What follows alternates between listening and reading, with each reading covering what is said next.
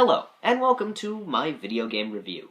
Now, before we begin, in recent weeks I have not posted, largely due to potential copyright claims against people who do not own the material I was making these various videos for.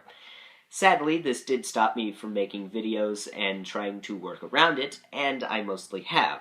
So, there is that, and I would like to thank you for your patience. Now, without further ado, let us review the video game I have in store today. Age of Mythology. Now, Age of Mythology was made by Ensemble Studios, the same makers of Age of Empires 2, Age of Empires 3. Yeah, I think that's pretty much all of their notable games. But anyway, I love Age of Empires, and I love strategy games, so this was an obvious choice for me. And of course, Age of Mythology is pretty awesome. Now, of course, Age of Mythology and Age of Empires in general is where you take civilians or various citizens to gather resources and build buildings so that you can train and upgrade your armies, and so your trained and upgraded armies can crush other trained and upgraded armies in order to destroy an enemy's city.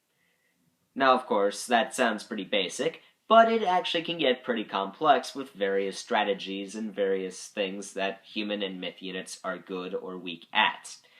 Now, of course, myth units are obviously a huge part of this game, because, it wouldn't be Age of Mythology without the myth units. And myth units can pretty much cover anything you've learned since 3rd grade ancient Greek studies.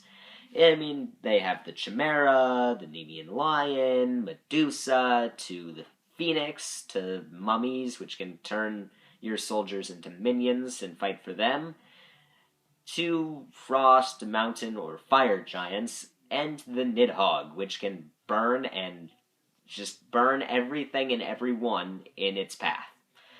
Now, obviously, this is very similar to Age of Empires, in which you can build walls and various economic upgrades in order to get more meat, wood, gold, and favor, which is pretty much how you can pay for myth units. And, of course, you can take those myth units and human soldiers into battle. And yes, believe it or not, this strategy game does have a campaign, in which you are the Greek hero Arkantos. Don't know who Arkantos is? Not surprised, because he is a complete and total unknown in Greek mythology. However, he, as king of Atlantis, must basically prevent Gargarensis, this evil Cyclops, from absolutely destroying world peace and destroying the world in general.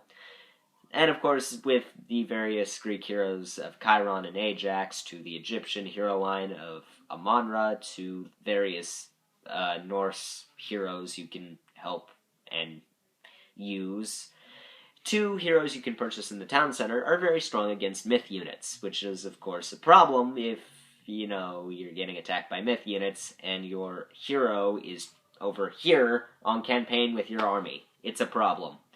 It's a big, big problem, and that's actually one of the few problems I have with this game, besides the fact that the graphics are extremely dated. They are, admittedly, not the greatest. Then again, this game was made in 2004, so yeah, actually pretty impressive for the time. Anyway, so, as I was saying, the myth units are ridiculously overpowered. Now, admittedly, that's what everyone wants to see. They want to see myth units slug it out with other myth units, and it is absolutely hilarious and just great to see that. The only problem is that when they're with human soldiers, they will tear human soldiers apart. Every last one of them, even the weaker myth units, or supposedly weaker myth units, will destroy any human infantry whatsoever. They will destroy cavalry, they will destroy siege engines, they will destroy anything. Anything human. Except your heroes, they will destroy myth units. But admittedly, that is kind of hard, since you only, at a single time, will have 6 heroes. And when there are 20 Minotaurs on the loose, that can get pretty challenging.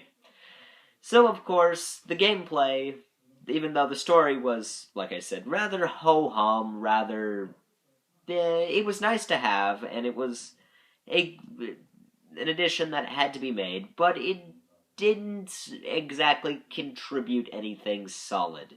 which is, of course, too bad because, it was very well voice acted and was honestly funny at various points.